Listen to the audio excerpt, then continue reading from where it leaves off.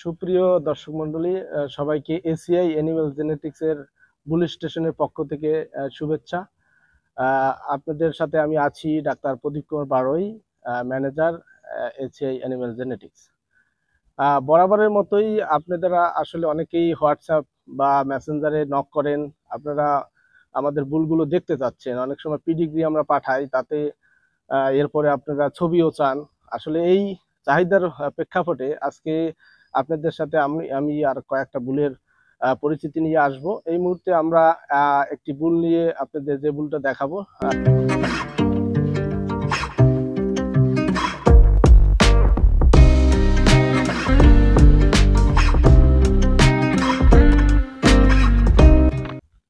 দর্শক মন্ডলী, চলুন আমরা সেই বুলটি সম্পর্কে জানি। যে বুলটির ব্লাড লেভেল বললে আমরা বলতে হবে 62.5%। এই পার্সেন্টেজ ব্লাড লেভেলে অন্য কোম্পানি বা এদের খুব কম বুলই আছে। চলুন আমরা বুলটি সম্পর্কে জানি। আমার সামনে যে বুলটি দেখতে পাচ্ছেন, সেই বুলটির নাম হচ্ছে পশুর। আমরা একটি নদীর নামে নাম রেখেছি। এই বুলটির আইডি হচ্ছে 161 নাম্বার। আপনারা এই বুলটির ব্লাড লেভেল আমরা ইতিমধ্যে বলেছি, এটি 62.5%। আর যে বুলটি যদিও পার্সেন্টেজ একটু কম, কিন্তু এই বুলগুলো আমাদের পরিবেশের সাথে অত্যন্ত উপযুক্ত এবং এরা অ্যাডাপ্টেবল। এদের শারীরিক কন্ডিশনে, অর্থাৎ আমাদের যে এর ইতিমধ্যে হিট স্ট্রেস বলেন বা যে তাপমাত্রা গেছে, এতে এর শারীরিক কোনো ধরনের সমস্যা হয়নি। তো এই একটু নিচু যেটা হচ্ছে কম লেভেলের ব্লাড লেভেল যেটা আছে অলস্টেন ফ্রিজিয়ান, এগুলো আমাদের গাভীকে যদি আমরা দেই, তো যে বাচ্চাগুলো আসবে সেই বাচ্চাগুলো বাংলাদেশের আবহাওয়াতে অত্যন্ত অ্যাডাপ্টেবল হবে এবং রোগ প্রতিরোধ ক্ষমতা এদের বেশি। এবং এই নিজে যে বুলটি আছে, এই বুলটি আমাদের এই স্টেশনে যে আছে, এখান থেকে এর কোনো শারীরিক প্রবলেম তেমন হয়নি।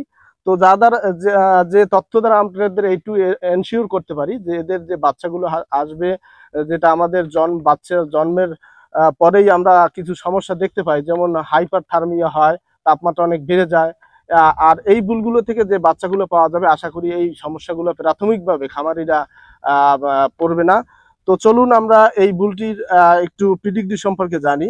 যে বুলটি দেখতে পাচ্ছি, এই বুলটির বর্তমান বডি ওয়েট যদি আমরা বলি, বডি ওয়েট হচ্ছে মনে বললে 22 মন প্লাস। এবং বুলটির মায়ের পিডিগ্রি আমরা পর্যালোচনা করে দেখতে পাই যে ল্যাকটেশন ছিল 6804 লিটার পার ল্যাকটেশনে, এবং এর পিক প্রোডাকশন অর্থাৎ মায়ের পিক প্রোডাকশন ছিল 26.5 লিটার। সব থেকে বড় বিষয় হলো এই ধরনের বা যে বুল আছে কম ব্লাড লেভেলে, এই বুলগুলো যে সিমেন্টগুলো, এগুলো আমাদের সরকারের পক্ষ থেকে এবং আমাদের পক্ষ থেকে এই ধরনের সিমেন্ট চালানোর প্রতি সবাইকে উদ্বুদ্ধ করছি। কারণ এদের থেকে যে বাচ্চাগুলো পাওয়া যায়, সেই বাচ্চাগুলো আমাদের পরিবেশের সাথে, আমাদের দেশের আবহাওয়ার সাথে অত্যন্ত খাপ খাওয়াতে পারে বিধায় এদের প্রোডাকশনের প্রতি, অর্থাৎ এদের পরবর্তী জেনারেশনের প্রোডাকশনের তেমন কোনো অসুবিধা হয় না। এবং সবচেয়ে বড় হচ্ছে এদের ম্যানেজমেন্ট খরচটা, অর্থাৎ যে ডিজিজ ট্রিটমেন্ট বা এই ধরনের সমস্যাগুলো থেকে খামারি অনেকটা বেঁচে যায়। ধন্যবাদ সবাইকে।